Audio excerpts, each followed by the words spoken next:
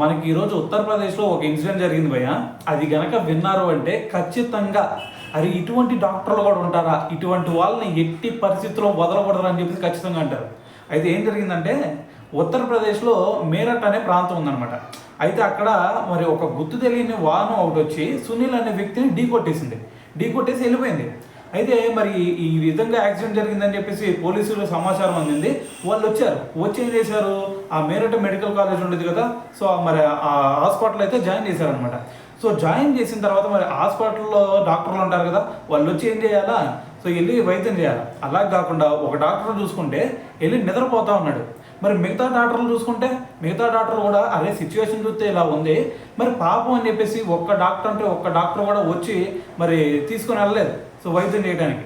అయితే మరి దాని తర్వాత వీళ్ళ పేరెంట్స్ వచ్చారనమాట. వీళ్ళ పేరెంట్స్ వచ్చిన తర్వాత ఆ డాక్టర్ని వీళ్ళు బతిని ఆడుకున్నారు, అయ్యా రండి అని చెప్తే ఒక్కరు కూడా వచ్చిన సిచ్యువేషన్ కనిపించలేదు. సో దాని తర్వాత మరి చివరిలో ఒక వ్యక్తి వచ్చాడు అనమాట. సో ఒక ఆ డాక్టర్ వచ్చి సరే అని చెప్పేసి చూశాడు, ఎక్స్రేలు ఇవన్నీ కూడా ఏం తీయకుండా ఓకే యాక్సిడెంట్ అయిందా, ఈ కాల్ తీసేయాలా, దీని మీద డాక్యుమెంట్ల మీద సైన్లు పెట్టండి అని వాళ్ళ పేరెంట్స్ని బలవంతం పెట్టాడంట. సో మరి ఇటువంటి సిచ్యువేషన్ ఎంత దారుణంగా ఉందో ఒకసారి చూడండి. అంటే ఇప్పుడు వాళ్ళ ఫ్యామిలీలో వాళ్ళకి కూడా ఇటువంటి సిచ్యువేషన్ ఉంటే అదే విధంగా వ్యవహరిస్తారు వాళ్ళు. సో మరి ఇటువంటి వాళ్ళని ఖచ్చితంగా వదిలిపెట్టకూడదు. సో మరి వీళ్ళకి ఆపరేషన్ చేసేది లేదు అంటే మరి డాక్టర్ పట్ట ఏదైతే ఉందో వీటన్నిటిని కూడా క్యాన్సిల్ చేసి పడేయాలి. ఎందుకంటే మరి ఇప్పుడు ఈ ఒక్క ప్రాణాన్ని తీశారు వీళ్ళు, ఖచ్చితంగా వీళ్ళ వల్లే పోయిందనే చెప్పాలి. ఎందుకంటే వీళ్ళు కనుక మరి వైద్యం ముందు చేసినట్టయితే కొంచెం బతికేవాడేమో. సో మరి అటువంటి సిచ్యువేషన్ రాకుండా చేసింది వీళ్ళే కదా. సో ఖచ్చితంగా మరి వీళ్ళ మీద ఒక స్ట్రిక్ట్ యాక్షన్ తీసుకొని తీరాల్సిందే.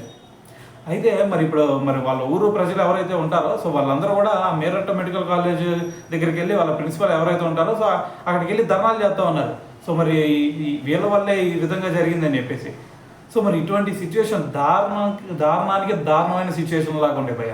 సో మరి ఈ ఇన్సిడెంట్ విన్నారు కదా. సో మరి ఇటువంటి డాక్టర్స్ మీద ఎటువంటి యాక్షన్ తీసుకుంటే బాగుండేది అనేది కింద కామెంట్ చేయండి.